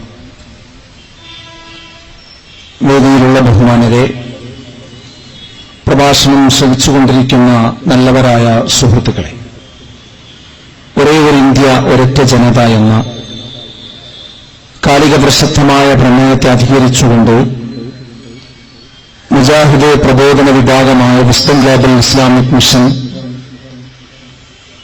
സംഘടിപ്പിച്ചിരിക്കുന്ന പൊതുസമ്മേളനത്തിലാണ് നാം ഇപ്പോൾ സന്നിഹിതരായിരിക്കുന്നത്. മഗ്‌രിബിന് മുമ്പ് ഈ വിഷയത്തിന്റെ സാഹചര്യത്തെയും എന്തുകൊണ്ട് ഒരേ ഒരു ഇന്ത്യ ഒരൊറ്റ ജനത എന്ന ഈ മുദ്രാവാക്യം വീണ്ടും ഇപ്പോൾ ചർച്ച ചെയ്യുന്നു എന്നതിന്റെ കാരണങ്ങളെ സംബന്ധിച്ചും ഇന്ത്യ രാജ്യത്ത് നാം അനുഭവിച്ച, ഒരിക്കലും കേൾക്കാൻ ഇഷ്ടപ്പെടാത്ത കുറേയധികം വാർത്തകളുമാണ് നാം കഴിഞ്ഞ സംസാരത്തിൽ നിന്ന് മനസ്സിലാക്കിയത്. ഒരിക്കലും നമ്മുടെ ഇന്ത്യ അങ്ങനെ ആവരുത് എന്നാണ് നമ്മളെല്ലാവരും ആഗ്രഹിക്കുന്നത്. എന്റെ സംസാരം കേട്ടുകൊണ്ടിരിക്കുന്ന, ഇന്ത്യയെ സ്നേഹിക്കുന്ന എല്ലാ സഹോദരങ്ങളും ആത്മാർത്ഥമായി പ്രാർത്ഥിക്കുന്നുണ്ടായിരിക്കും. ഒരിക്കലും ഇന്ത്യയിൽ ഒരു കലാപമുണ്ടാകരുത്, ഇതുപോലെയുള്ള പ്രശ്നങ്ങൾ ആവർത്തിക്കരുത് എന്ന് എല്ലാവരും ആഗ്രഹിക്കുന്നുണ്ടാകും. അങ്ങനെ ആഗ്രഹിക്കുന്നവർക്ക് വേണ്ടിയാണ് ഇനി ഏതാനും മിനിറ്റുകൾ മാത്രം ഞാൻ സംസാരിക്കുന്നത്. നമ്മൾ ക്ഷണിച്ചിരിക്കുന്ന അതിഥികൾ ഇവിടെ എത്തിക്കൊണ്ടിരിക്കുകയാണ്. ബഹുമാന്യനായ ഫാദർ ഡി ഷാജ് കുമാർ അവറുകൾ നമ്മുടെ വേദിയിലെത്തിയിട്ടുണ്ട്. മറ്റു ജനപ്രതിനിധികളും ഇവിടെ വന്നുകൊണ്ടിരിക്കുകയാണ്. അതുകൊണ്ട് തന്നെ അവർക്ക് സമയം ലഭിക്കുന്നതിനു വേണ്ടി ഇതിന്റെ പരിഹാര മാർഗങ്ങളുടെ ഒരു ഭാഗം മാത്രം ഈ വിഷയാവതരണം പൂർത്തിയാകുന്നതിന് വേണ്ടി മാത്രം സൂചിപ്പിച്ചുകൊണ്ട് ഞാൻ വിടവാങ്ങാനാണ് ഉദ്ദേശിക്കുന്നത്. നമ്മുടെ ഇന്ത്യ, നമ്മുടെ ദേശീയ നേതാക്കന്മാർ, സ്വാതന്ത്ര്യ സമര നേതാക്കന്മാർ വിഭാവനം ചെയ്തതുപോലെ നിലനിൽക്കാൻ നാം എന്തു ചെയ്യണം? പരിഹാരമാണല്ലോ നമുക്കെല്ലാവർക്കും ആവശ്യം. അതിന് ചില ആളുകൾ ഇന്ത്യയെ ഒറ്റക്കെട്ടായി കൊണ്ടുപോകുവാൻ ആവശ്യപ്പെട്ടുകൊണ്ടിരിക്കുന്നത് ഇന്ത്യയിലെ എല്ലാ മതത്തെയും ഒന്നാക്കി മാറ്റുക എന്നതാണ്. ഇവിടെ ഹൈന്ദവ മതവിശ്വാസികളാണ് കൂടുതൽ എന്നതുകൊണ്ട് എല്ലാവരും അതിനനുസരിച്ച് ജീവിക്കുക എന്ന ഒരവസ്ഥയുടെ ഉണ്ടാക്കുവാൻ, നിർബന്ധപൂർവം ഉണ്ടാക്കുവാനുള്ള ഒരു ശ്രമമാണ് നാം കണ്ടുവരുന്നത്. യഥാർത്ഥത്തിൽ അത് നമ്മുടെ രാജ്യത്ത് നടപ്പാക്കാൻ സാധിക്കുന്നതാണോ? ഒരിക്കലുമല്ല. കാരണം നമ്മുടെ ഇന്ത്യയുടെ ഭരണഘടന തന്നെ ഒന്നാമതായി അതിനെതിരെ നിൽക്കും. ഇന്ത്യൻ ഭരണഘടനയിലെ ആകത്തുക എന്ന് പറയുന്നത് അതിന്റെ മൗലികാവകാശങ്ങളിൽ എഴുതി ചേർത്ത പ്രധാനപ്പെട്ട കാര്യം, ഇവിടെ ഏത് മതവിശ്വാസികൾക്കും അവരുടെ മതം അംഗീകരിച്ചുകൊണ്ട് മാത്രമല്ല, അനുഷ്ഠിച്ചുകൊണ്ട് മാത്രമല്ല, വിശ്വസിച്ചുകൊണ്ട് മാത്രമല്ല, അത് മറ്റുള്ളവർക്ക് പ്രബോധനം ചെയ്തുകൊണ്ട് സമാധാനത്തോടുകൂടി ജീവിക്കുവാനുള്ള അവകാശം വകവെച്ചു നൽകുന്ന ഒരു ഭരണഘടനയുടെ തണലിലാണ് നമ്മൾ ജീവിക്കുന്നത്. അങ്ങനെ ഒരു ഭരണഘടനയുള്ള ഈ ഇന്ത്യ രാജ്യത്തിൽ ഒരിക്കലും തന്നെ ഇതെല്ലാം ഒന്നാക്കി തീർക്കുക എന്നത് ഒരിക്കലും സാധ്യമല്ല. അത് ഭരണഘടനാ വിരുദ്ധമാണ്. അത് മൗലികാവകാശ ലംഘനമാണ്. ഇന്ത്യൻ പാർലമെന്റിന് പോലും മൗലികാവകാശങ്ങൾ തിരുത്തുവാനുള്ള അധികാരമില്ല. അതുകൊണ്ട് തന്നെ ആ ഒരു സൊല്യൂഷൻ, എല്ലാം ഒന്നാക്കി തീർക്കുക എന്ന സൊല്യൂഷൻ ഒരിക്കലും തന്നെ കരണീയമല്ല. ഇവിടെയുള്ള ഒരു മതങ്ങളും അത് അംഗീകരിക്കുന്നില്ല. എല്ലാ മതഗ്രന്ഥങ്ങളും മത ആചാര്യന്മാരും പ്രവാചകന്മാരും പഠിപ്പിച്ചത് അവരവരുടെ വിശ്വാസങ്ങളും ആദർശങ്ങളും അനുസരിച്ചുകൊണ്ട് ജീവിക്കാൻ തന്നെയാണ്. ഇസ്ലാമിനെ സംബന്ധിച്ചിടത്തോളം ഈ ജീവിതം എന്ന് പറയുന്നത് നശ്വരമാണ്. ഏതു സമയത്തും ഈ ഭൂമി ലോകത്ത് നിന്ന് നമ്മൾ വിടവാങ്ങാം. മരണത്തിന് ശേഷം രണ്ടാമതൊരു ജീവിതമുണ്ട്. അവിടെയാണ്, ആ പരലോക ജീവിതത്തിലാണ് നമുക്ക് എന്നെന്നും ജീവിക്കാനുള്ളത്. വൽ ആഖിറതു ഖൈറുൻ വഅബ്ഖാ, ഏറ്റവും നല്ലതും എന്നും ബാക്കിയാകുന്നതും പരലോക ജീവിതമാണ് എന്നാണ്. ആ പരലോക ജീവിതത്തിൽ ഇന്നദ്ദീന ഇൻദല്ലാഹിൽ ഇസ്ലാം, അവിടെ മോചനം നേടാൻ, മോക്ഷം നേടാൻ യഥാർത്ഥത്തിലുള്ള ഈ ദൈവവിശ്വാസം, ഈ ഏകദൈവ വിശ്വാസം, ഇസ്ലാമിനെ സ്വീകരിക്കുക എന്നതാണ് ഇസ്ലാം മുന്നോട്ട് വെക്കുന്നതും. അതുകൊണ്ട് തന്നെ ഇവിടെയുള്ള ഒരു മതവിശ്വാസിക്കും അത് അംഗീകരിക്കുവാൻ സാധ്യമല്ല. ഒന്നാമതായി നമ്മുടെ ഭരണഘടന അതിനെതിരെ നിൽക്കുന്നു. അതോടൊപ്പം ഇവിടെയുള്ള മതങ്ങൾ അതിനെതിരെ നിൽക്കുന്നു. അതുകൊണ്ട് തന്നെ നമുക്ക് ഇന്ത്യയെ ഒന്നിച്ചു കൊണ്ടുപോകുവാൻ സ്വീകരിക്കാവുന്ന ഒരു മുദ്രാവാക്യം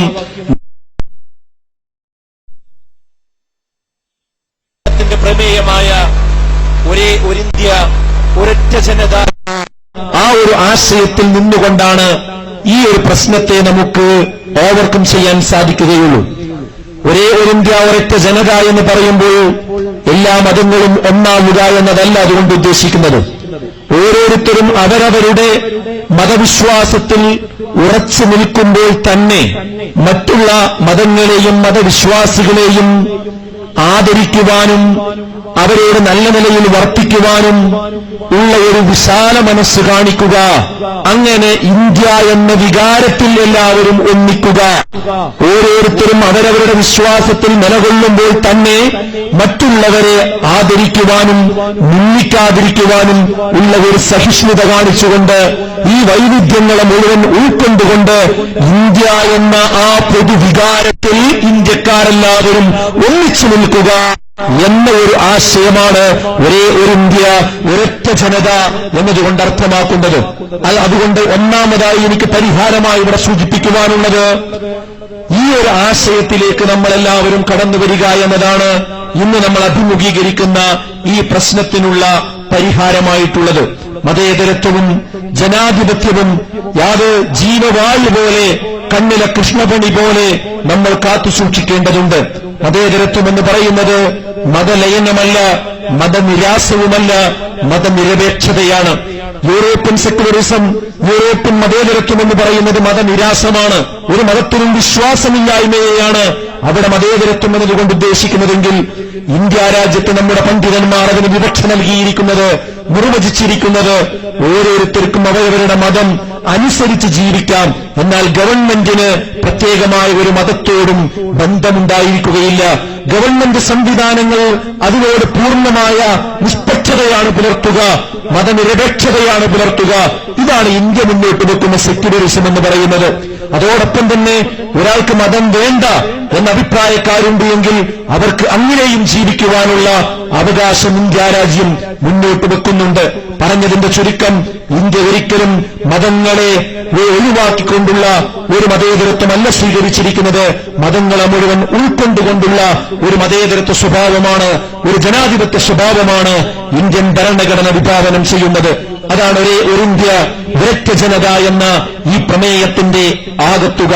അത് എല്ലാ ജനവിഭാഗങ്ങളിലേക്കും ഈ സന്ദർഭത്തിൽ എത്തിക്കുക എന്നതാണ് ഒന്നാമതായി ഈ രംഗത്ത് ഒരു പരിഹാരമായി നിർദ്ദേശിക്കാനുള്ളത്. രണ്ടാമത്തെ ഒരു പരിഹാരം, ഏത് മതവിഭാഗത്തിൽ നിന്നാണോ പ്രശ്നങ്ങൾ ഉണ്ടാകുന്നത്, ഏത് മതം വിശ്വസിക്കുന്നു എന്ന് പറയുന്ന ആളുകളുടെ നാമധേയത്തിലാണോ കലാപങ്ങൾ ഉണ്ടാകുന്നത്, അടിച്ചുകൊലകൾ ഉണ്ടാകുന്നത്, തല്ലിക്കൊല്ലുന്നത്, ബോംബ് വെക്കുന്നത്, ചാവേറായി പൊട്ടിത്തെറിക്കുന്നത്, നമ്മുടെ നാടിന്റെ സ്വൈരജീവിതം തകർക്കുന്നത്, ഏത് മതവിഭാഗത്തിന്റെ പേരിലുള്ള വ്യക്തിയാണോ അതിൽ പിടിക്കപ്പെടുന്നത്, അതിന് കാരണക്കാരനാകുന്നത്, ആ മതത്തിന്റെ പണ്ഡിതന്മാര് തന്നെ രംഗത്ത് വരികയും എന്നിട്ട് അവർ തന്നെ ആ സമൂഹത്തെ ശുദ്ധീകരിക്കുകയും ബോധവൽക്കരിക്കുകയും അത്തരം കലാപകാരികളെ ഒറ്റപ്പെടുത്തുകയും തള്ളിപ്പറയുകയും ചെയ്യാൻ തയ്യാറാവുക എന്നതാണ് രണ്ടാമത് നമുക്കിവിടെ നിർദ്ദേശിക്കുവാനുള്ള ഒരു പരിഹാരമാർഗമെന്ന് പറയുന്നത്.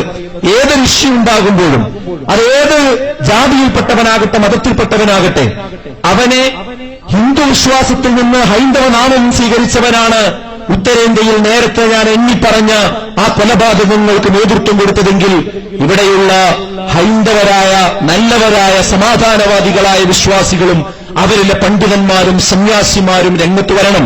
എന്നിട്ട് അവര് പറയണം, ഇത് ഹിന്ദുമതത്തിലുള്ളതല്ല, ഇത് ഹിന്ദുമതം ഉത്തരവാദിയല്ല, ഈ ആളുകൾ ഞങ്ങളുടെ മതവുമായി ബന്ധമില്ല എന്ന് ഉറക്കെ പ്രഖ്യാപിക്കുവാൻ അവർ തയ്യാറാകേണ്ടതുണ്ട്.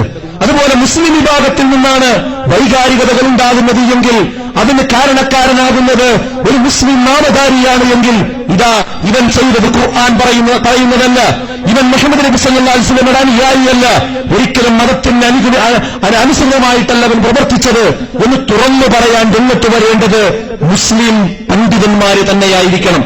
ക്രൈസ്തവ നാമധാരിയായ ഒരാളാണ് ഇവർ പ്രശ്നങ്ങൾ ഉണ്ടാക്കുന്നത് എങ്കിൽ അവനെ തള്ളിപ്പറയാനും അവൻ ക്രൈസ്തവ മതത്തിന്റെ ആളല്ലെന്ന് പറയാനും ക്രൈസ്തവ പണ്ഡിതന്മാർ പുരോഹിതന്മാർ മുന്നോട്ട് വരേണ്ടതുണ്ട്. ഇങ്ങനെയായി കഴിഞ്ഞാൽ അതത് മതവിഭാഗത്തിന്റെ പേരിലുണ്ടാകുന്ന കലാപങ്ങൾക്ക് അതത് മതവിഭാഗങ്ങൾ തന്നെ രംഗത്ത് വരികയും അവരെ തള്ളിപ്പറയുകയും ഒറ്റപ്പെടുത്തുകയും അവർക്ക് വക്കാലത്ത് പിടിക്കാൻ രംഗത്ത് വരാതിരിക്കുകയും രാഷ്ട്രീയ പാർട്ടികൾ അവരെ സംരക്ഷിക്കുകയും ചെയ്യാത്തൊരവസ്ഥ വന്നു കഴിഞ്ഞാൽ ഈ തീവ്രവാദികളായ ഒറ്റപ്പെട്ട ആ ന്യൂനപക്ഷത്തെ മാറ്റി നിർത്തിക്കൊണ്ട് സമാധാനവാദികളായ നമുക്ക് ഒന്നിച്ച് ഒരേ ഒരു ഇന്ത്യ ഒരൊറ്റ ജനത എന്ന ഈ മുദ്രാവാക്യവുമായി നമുക്ക് മുന്നോട്ട് പോകുവാൻ സാധിക്കും. അതാണ് രണ്ടാമതായി ഇവിടെ സൂചിപ്പിക്കുവാനുള്ള ഒരു പരിഹാരമാർഗം. മൂന്നാമതായി പറയാനുള്ളത് മുൻവിധികൾ മാറ്റിവെക്കുക എന്നതാണ്, തെറ്റിദ്ധാരണകൾ തിരുത്തുക എന്നതാണ്. ഏതൊരു മതത്തെക്കുറിച്ചാകട്ടെ മുൻധാരണകൾ ഉണ്ടാകരുത്. അതുപോലെ തന്നെ അതിന്റെ ശത്രുക്കൾ എഴുതുകയും പ്രസംഗിക്കുകയും ചെയ്ത മാറ്ററുകൾ, അതിന്റെ പ്രസംഗങ്ങളും എഴുത്തുകളും വായിച്ച് ആ മതത്തെ നമ്മൾ തെറ്റിദ്ധരിക്കരുത്. ഒരു മതത്തെ മനസ്സിലാക്കേണ്ടത് അതിന്റെ വേദഗ്രന്ഥത്തിൽ നിന്നായിരിക്കണം. അതിന്റെ ആ വേദഗ്രന്ഥം അറിയുന്ന നിസ്വാർത്ഥരായ അഗാധജ്ഞാനമുള്ള ആ പണ്ഡിതന്മാരുടെ വിശദീകരണങ്ങളായിരിക്കണം ആ മതഗ്രന്ഥത്തിന്റെ പേരിൽ നമ്മൾ മനസ്സിലാക്കേണ്ടത്. അതല്ലാതെ ഏതെങ്കിലും തീവ്രവാദികൾ ആ മതഗ്രന്ഥത്തെ ഉപയോഗിച്ചുകൊണ്ട് ദുർവ്യാഖ്യാനിച്ചുകൊണ്ട് അവതരിപ്പിച്ച പാഠഭാഗങ്ങൾ സന്ദർഭത്തിൽ നിന്ന് നടത്തിയെടുത്തുകൊണ്ട് പ്രചരിപ്പിക്കുന്ന ഒരവസ്ഥ ഒരിക്കലും തന്നെ ഇന്ത്യ രാജ്യത്തുള്ള ഒരു പൗരനും ഉണ്ടാകുവാൻ പാടില്ല. പക്ഷേ ഖേദകരമെന്ന് പറയട്ടെ, ഏതാനും ആഴ്ചകൾക്ക് മുമ്പ് നമുക്കറിയാം നമ്മുടെ കേരളത്തിൽ എല്ലാവരെയും വേദനിപ്പിക്കുന്ന ഒരു അഭിമുഖം പ്രത്യക്ഷപ്പെടുകയുണ്ടായി. മലയാളം സമകാലിക വാരികക്ക് മുൻ DGP ആയിരുന്ന സെൻകുമാർ എന്ന് പറയുന്ന IAS-കാരൻ ഒരു അഭിമുഖം നൽകുകയുണ്ടായി. ആ അഭിമുഖത്തിലൂടെ അദ്ദേഹം വിഷം ചീറ്റുന്ന ചില പദപ്രയോഗങ്ങളാണ്, ചില ആശയങ്ങളാണ് അതിലൂടെ അദ്ദേഹം കടത്തിവിട്ടത്. ഒരിക്കലും അംഗീകരിക്കാൻ കഴിയാത്ത കാര്യങ്ങൾ. ഇതുപോലെയുള്ള ആളുകളായിരുന്നു നമ്മുടെ പോലീസിന്റെ തലപ്പത്തുണ്ടായിരുന്നത് എന്ന് മനസ്സിലാക്കുമ്പോഴാണ് ഇതിനു മുമ്പ് നിരപരാധികളായ ഒരുപാട് ആളുകൾ ഈ ന്യൂനപക്ഷത്തിന്റെ പേരിൽ വേട്ടയാടപ്പെട്ടിരിക്കുന്നത്. അതിന്റെ കാരണം ഇപ്പോഴാണ് നമുക്കെല്ലാവർക്കും മനസ്സിലാകുന്നത്. അതേ സഹോദരങ്ങൾ, ഇത് നേരത്തെ പലരും പറഞ്ഞതാണ്, നമ്മൾ സൂചിപ്പിച്ചതാണ്. പലർക്കും ഇപ്പോഴാണിത് വ്യക്തമായത് എന്ന് മാത്രം. യഥാർത്ഥത്തിൽ അദ്ദേഹം പറഞ്ഞ കാര്യങ്ങൾ ഞാനിവിടെ വിശദീകരിക്കുന്നില്ല. ബഹുമാന്യനായ മുജാഹിദ് ബാലുശ്ശേരി സംസാരത്തിൽ ആ കാര്യങ്ങൾ കൊണ്ടുവരുമെന്നും ഞാൻ മനസ്സിലാക്കുന്നു. നമുക്കറിയാം, അദ്ദേഹം പറഞ്ഞൊരു പ്രധാനപ്പെട്ട വിഷയമായിരുന്നു തന്റേത് മാത്രമാണ് ശരി എന്നാണ് ഇവിടെയുള്ള മുസ്ലിമീങ്ങൾ വിശ്വസിക്കുന്നത്. അങ്ങനെ വിശ്വസിക്കുന്നതാണ് കുഴപ്പങ്ങൾക്ക് കാരണമെന്നാണ്. ഒരിക്കലും അതല്ല കുഴപ്പങ്ങൾക്ക് കാരണം. ഒരു മാർക്സിസ്റ്റുകാരൻ മാർക്സിസമാണ് ശരിയെന്ന് വിശ്വസിക്കണം. അതുപോലെ ഒരു കോൺഗ്രസുകാരൻ കോൺഗ്രസാണ് ശരിയെന്ന് വിശ്വസിക്കണം. അതുപോലെ ഇവിടെ ഒരു ഹൈന്ദവൻ ഹിന്ദുമതമാണ് ശരിയെന്ന് അയാൾക്ക് വിശ്വസിക്കാം. ക്രിസ്ത്യാനിക്ക് ക്രിസ്ത്യാനിയാണ് ശരിയെന്ന് വിശ്വസിക്കാം. അതുപോലെ ഒരു മുസ്ലിമിന് ഇസ്ലാം മതമാണ് ശരിയെന്ന് വിശ്വസിക്കാൻ ഇവിടെയുള്ള അവകാശമുണ്ട്. അതവന്റെ മൗലികാവകാശമാണ്. അത് മാത്രമാണ് ശരിയെന്ന് വിശ്വസിക്കാം. അതാണ് ആത്മാർത്ഥത എന്ന് പറയുന്നത്.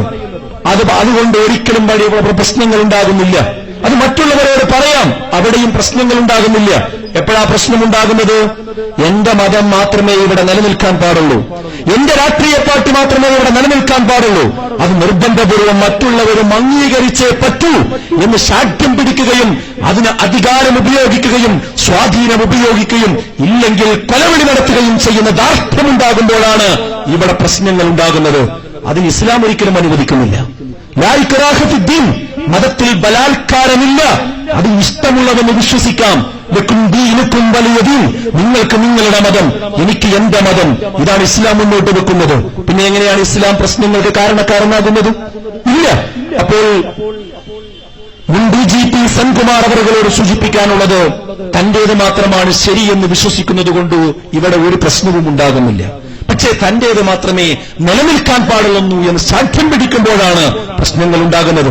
അതാണ് ഇവിടെ ഫാഷിസം ചെയ്തുകൊണ്ടിരിക്കുന്നത്. ആ ഫാഷിസത്തിന് വേണ്ടിയാണ് അദ്ദേഹം കുഴലൂതുന്നത്.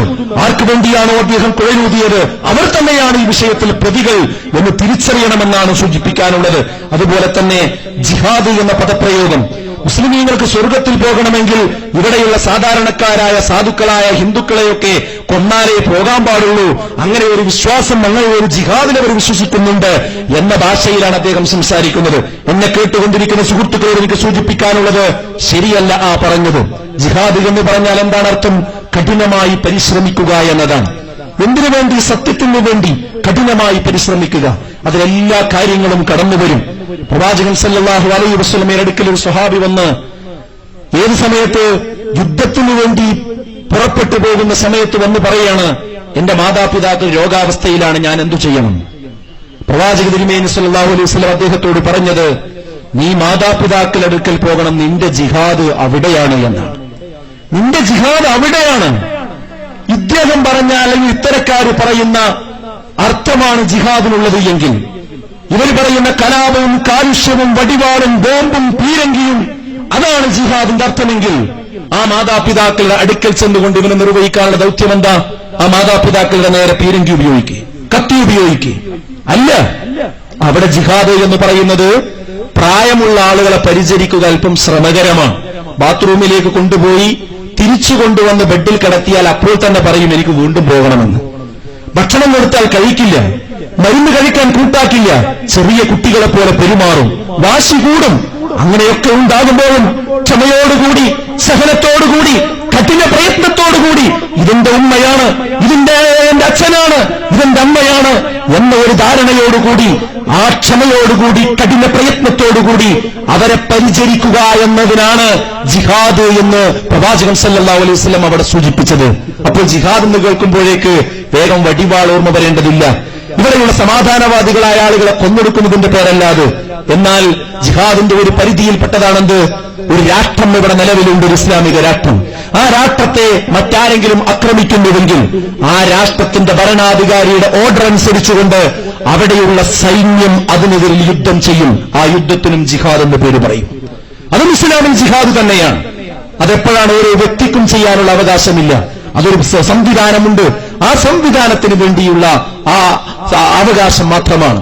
അപ്പോൾ ആ രീതിയിൽ തന്നെയാണ് കാര്യങ്ങളെ നമ്മൾ തിരിച്ചറിയേണ്ടതെന്നാണ് ഞാൻ സൂചിപ്പിച്ചതിന്റെ ചുരുക്കം. ഏത് വിഷയവും അങ്ങനെയാണ്.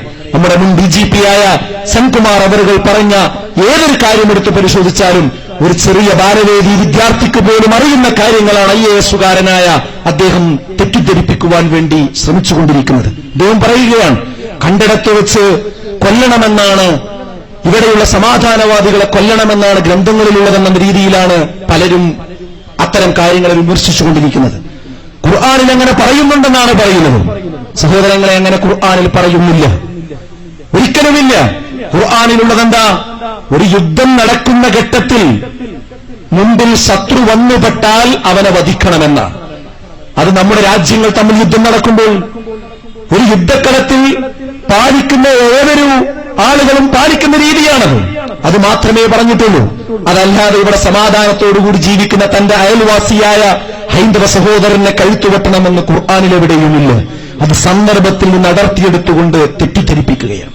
അപ്പൊ ഞാൻ പറഞ്ഞതിന്റെ ചുരുക്കം, ഇങ്ങനെ തെറ്റിദ്ധരിപ്പിക്കുന്ന കാര്യങ്ങളെ കൃത്യമായി മനസ്സിലാക്കി കൊടുക്കുക, ജനങ്ങൾക്കിടയിൽ ബോധവൽക്കരിക്കുക എന്നതാണ് ഒരേ ഒരു ഇന്ത്യ, ഒരൊറ്റ ജനത എന്ന ഈ ഒരു ആശയം പ്രചരിപ്പിക്കുവാൻ നമുക്ക് ചെയ്യാവുന്ന പ്രധാനപ്പെട്ട ഒരു കാര്യം. ഇസ്ലാം എന്ന് പറയുന്നത് സമാധാനത്തിന്റെ മതമാണ്. ഇസ്ലാം എന്ന പദത്തിന്റെ അർത്ഥം തന്നെ സമാധാനമെന്നാണ്. അത് സ്വീകരിച്ചിരിക്കുന്ന വ്യക്തിക്ക് വിളിക്കുന്ന പേര് മുഅ്മിൻ എന്നാണ്. മുഅ്മിൻ എന്ന് പറഞ്ഞാൽ നിർഭയത്വമുള്ളവൻ എന്നാണ്. നിർഭയത്വമുള്ള വ്യക്തി എങ്ങനെയാണ് സമൂഹത്തിൽ ഭയമുണ്ടാക്കുക? നിരപരാധികളായ ആളുകൾക്ക് നേരെ എങ്ങനെയാണ് അവൻ ബോംബെറിയുക? കാരണം ചാവേറായി മരിച്ചാൽ, ആത്മഹത്യ ചെയ്താൽ ശാശ്വതമായി നരകം ലഭിക്കുമെന്നാണ് അവൻ വിശ്വസിക്കുന്നത്. അങ്ങനെ ഒരു വിശ്വാസിക്ക് എങ്ങനെ അത് ചെയ്യാൻ കഴിയും? ഇല്ല, ഒരിക്കലും സാധ്യമല്ല. ഇസ്ലാം കാരുണ്യത്തിന്റെ മതമാണ്. അതിനെ തെറ്റിദ്ധരിപ്പിക്കാൻ വേണ്ടി പല ആളുകളും ശ്രമിക്കുന്നുവെന്ന് മാത്രം. അതേ നമ്മൾ ആ വിഷയത്തിൽ മനസ്സിലാക്കേണ്ടതുള്ളൂ. അപ്പോൾ ഞാൻ പറഞ്ഞതിന്റെ ചുരുക്കം ഇത്രയേ ഉള്ളൂ. നമ്മൾ തെറ്റിദ്ധാരണകൾ, നമുക്കിടയിലുള്ള മുൻവിധികളും തെറ്റിദ്ധാരണകളും തിരുത്തുക, അതിന്റെ യഥാർത്ഥ സ്രോതസ്സിൽ നിന്ന് കാര്യങ്ങൾ മനസ്സിലാക്കുക, ആ സന്ദർഭത്തിൽ നടത്തിയെടുത്തുകൊണ്ട് വേദഗ്രന്ഥങ്ങൾ വായിക്കാതിരിക്കുക. എന്നാൽ ഒരേ ഒരു ഇന്ത്യ, ഒരൊറ്റ ജനത എന്ന ഈ ഒരു ആശയം നമ്മുടെ നാട്ടിൽ പ്രചരിപ്പിക്കുവാൻ നമുക്ക് യാതൊരു പ്രയാസവും ഉണ്ടാവുകയില്ല. എന്റെ സംസാരത്തിന്റെ അവസാനത്തിലേക്ക് നീങ്ങുമ്പോൾ എനിക്ക് സൂചിപ്പിക്കാനുള്ളത് മറ്റൊന്ന്, നമ്മുടെ രാജ്യത്തുള്ള പ്രശ്നങ്ങളെ നമുക്ക് രക്ഷപ്പെടുത്തിയെടുക്കാൻ ഇവിടെ ഈ രാജ്യവിരുദ്ധ പ്രവർത്തനങ്ങൾ ചെയ്യുന്ന ആളുകളുടെ കുതന്ത്രങ്ങൾ നമ്മൾ തിരിച്ചറിയുക. ഫാഷിസത്തിന്റെ കുതന്ത്രങ്ങൾ നമ്മൾ തിരിച്ചറിയുക എന്നത് തന്നെയാണ്. ഫാഷിസം എന്ന് പറയുന്നത് നമ്മുടെ രാജ്യത്തിന് യോജിച്ചതല്ല. ജനാധിപത്യ മതേതരത്വ മൂല്യങ്ങൾക്കൊരിക്കലും യോജിച്ചതല്ല. ഫാഷിസത്തിൽ വിശ്വസിക്കുന്നവന് ഒരിക്കലും ജനാധിപത്യത്തിൽ വിശ്വസിക്കാൻ കഴിയില്ല. ജനാധിപത്യത്തിൽ വിശ്വസിക്കുന്നവന് ഒരിക്കലും ഫാഷിസത്തിൽ വിശ്വസിക്കാൻ കഴിയില്ല. ജനാധിപത്യത്തിന്റെ നേർവിപരീതമാണ് ഫാഷിസം എന്ന് പറയുന്നത്. ഫാഷിസത്തിന്റെ നേർവിപരീതമാണ് ജനാധിപത്യം എന്ന് പറയുന്നത്.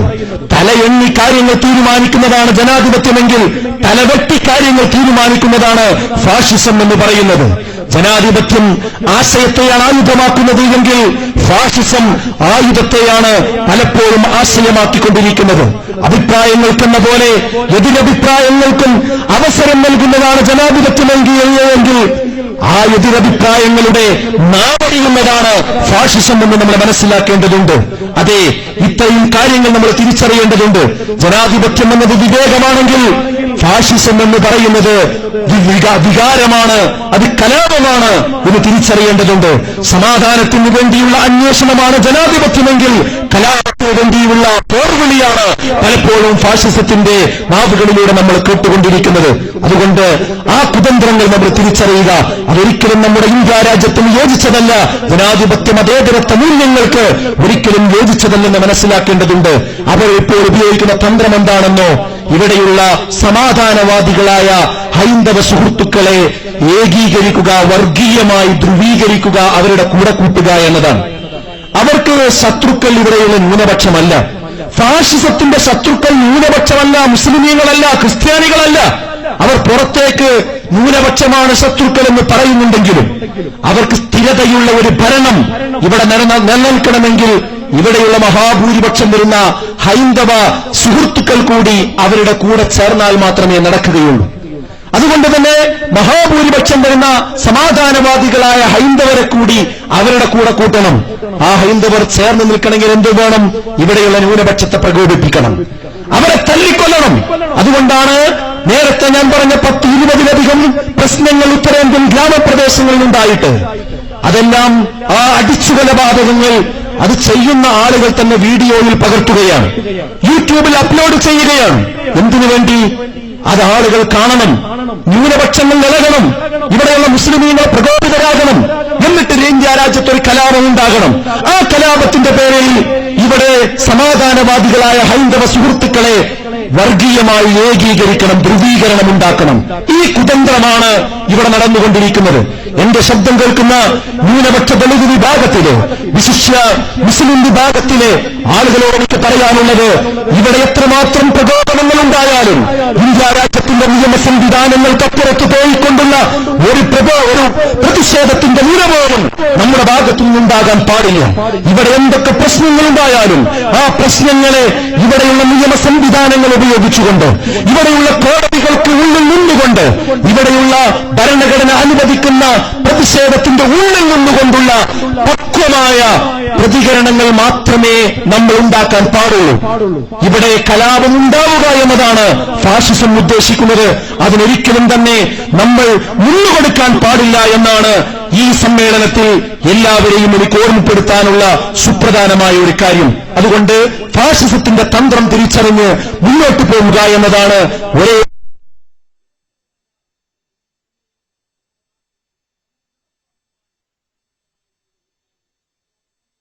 ഈ പ്രശ്നങ്ങളെ രാജ്യത്തിന്റെ പ്രശ്നമായി കാണാൻ നമുക്ക് കഴിയണം.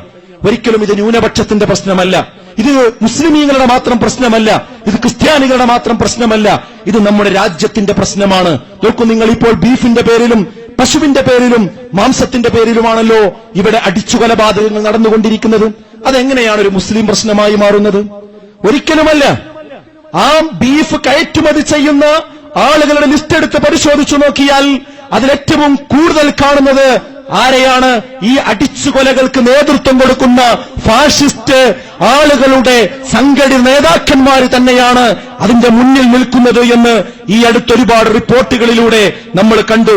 സതീഷ് അഗർവാൾ, സുനിൽ കപൂർ, മദർ ആബാദ് ഇതുപോലെയുള്ള ആളുകൾ മാത്രമല്ല, ബീഫ് നിരോധനം ആവശ്യപ്പെട്ട് ദാദ്രിയിൽ പ്രകോപനം സൃഷ്ടിച്ച BJP MLA സംഗീത് സോമിന് പോലും മാംസ സംസ്കരണ യൂണിറ്റിലും അതുപോലെ അതിന്റെ ഓഹരിയിലുള്ള പങ്കാളിത്തത്തിലും അതിന്റെ സ്ഥാപന നടത്തിപ്പിലുമൊക്കെ ഉന്നതമായ സ്ഥാനങ്ങളുണ്ട് എന്ന് നമ്മൾ പത്രങ്ങളിലൂടെ റിപ്പോർട്ടുകളിലൂടെ നമ്മൾ വായിച്ചു.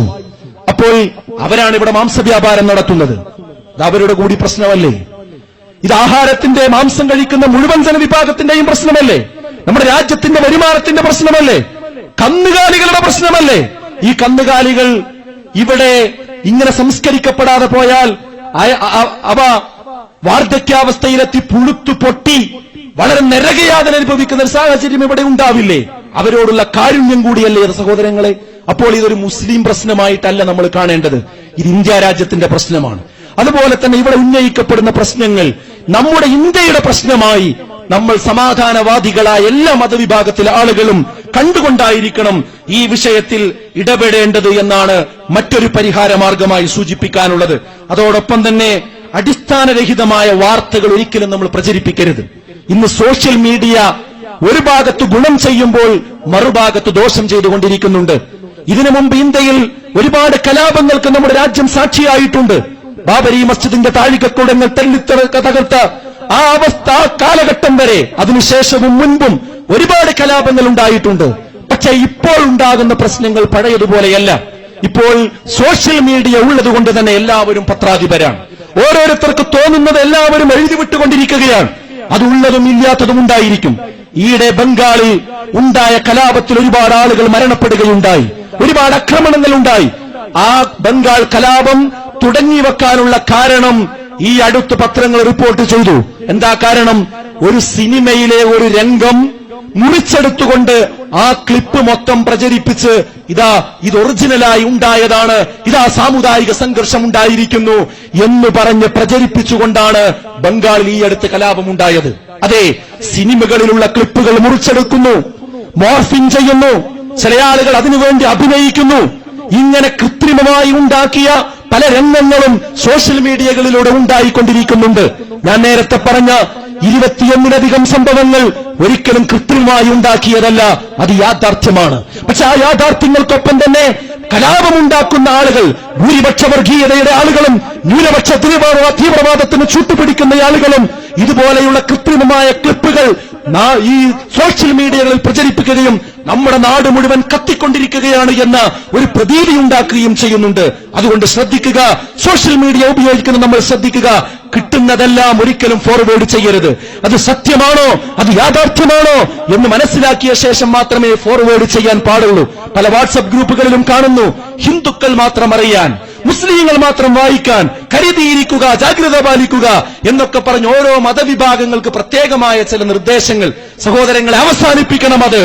ഈ പൊതുസമൂഹത്തിൽ തിരുവനന്തപുരം പോലെയുള്ള ഈ ഗാന്ധി പാർക്ക് പോലെയുള്ള രങ്ങാടിയിൽ വന്ന് ഹിന്ദുക്കളെ നിങ്ങൾ വരൂ, മുസ്ലിങ്ങളെ നിങ്ങൾ വരൂ എന്ന് പറഞ്ഞാൽ എന്തായിരിക്കും അവസ്ഥ? അതുപോലെ തന്നെയാണ് ഫേസ്ബുക്കുകളിലും അതുപോലെ വാട്സപ്പുകളിലുമൊക്കെ വന്ന് ഹിന്ദുക്കളോട്, മുസ്ലിങ്ങളോട് എന്നൊക്കെ പറയുന്നത്. ഇവിടെ ധ്രുവീകരണം ഉണ്ടാക്കുകയുള്ളൂ, നമ്മെ തമ്മിൽ അകറ്റുകയുള്ളൂ. അങ്ങനെയുള്ള മെസ്സേജുകളും അങ്ങനെയുള്ള രീതികളും നമ്മൾ അവസാനിപ്പിക്കുക എന്നത് ഒരേ ഒരു ഇന്ത്യ, ഒരൊറ്റ ജനത എന്ന ഈ മുദ്രാവാക്യം സാക്ഷാത്കരിക്കുവാൻ നമുക്ക് ചെയ്യുവാനുള്ള പ്രധാനപ്പെട്ട കാര്യങ്ങൾ തന്നെയാണ്. മതേതര പാർട്ടികൾ ഒന്നിച്ചു നിൽക്കേണ്ട സമയമാണിത്. എല്ലാ മതേതര പാർട്ടികളും മറ്റുള്ള ചെറിയ പ്രശ്നങ്ങളെല്ലാം അവസാനിപ്പിച്ച് ഒറ്റക്കെട്ടായി നിൽക്കണം. രാഷ്ട്രപതി തെരഞ്ഞെടുപ്പുണ്ടായപ്പോൾ ഇവിടെയുള്ള കോൺഗ്രസും അതുപോലെ തന്നെ മാർക്സിസ്റ്റ് പാർട്ടിയും മറ്റു മതേതര കക്ഷികളും ഒന്നിച്ചു നിന്നതുപോലെ ഈ രാജ്യത്തിനു വേണ്ടി, ഈ രാജ്യത്തിന്റെ സമാധാനത്തിനു വേണ്ടി, ഫാഷിസത്തിനെ എതിർക്കുന്നതിനു വേണ്ടി, മതേതര ചേരിയ ശക്തിപ്പെടുത്തുന്നതിനു വേണ്ടി, നമ്മുടെ മക്കൾക്ക് സമാധാനപൂർവ്വം വിദ്യാലയങ്ങളിലേക്ക് പോകാൻ വേണ്ടി, നമുക്ക് സമാധാനപൂർവ്വം കച്ചവട ആവശ്യങ്ങൾ നടത്തുന്നതിന് വേണ്ടി, കൃഷിയിൽ ഏർപ്പെടുന്നതിന് വേണ്ടി, നമുക്ക് രാജ്യമെല്ലാം ഉണ്ടായാലും സമാധാനമില്ലെങ്കിൽ എന്തിനാണ് സുഹൃത്തുക്കളെ നമുക്ക് ജീവിക്കേണ്ടത്? അതുകൊണ്ട് സമാധാനത്തിന് വേണ്ടി സമാധാനവാദികൾ എല്ലാവരും ഒന്നിച്ചു നിൽക്കുക. അതിന് മതേതര പാർട്ടികൾ അവരുടെ ആലസ്യം കുടഞ്ഞെറിഞ്ഞുകൊണ്ട് രംഗത്ത് വരണമെന്നാണ് വിസ്ഡം ഗ്ലോബൽ ഇസ്ലാമിക് മിഷന് ഇവിടെ സൂചിപ്പിക്കാനുള്ളത്. അതോടൊപ്പം തന്നെ പുതിയ തലമുറ ചരിത്രബോധമുള്ളവരാവുക എന്നതും പ്രധാനപ്പെട്ട കാര്യമാണ്.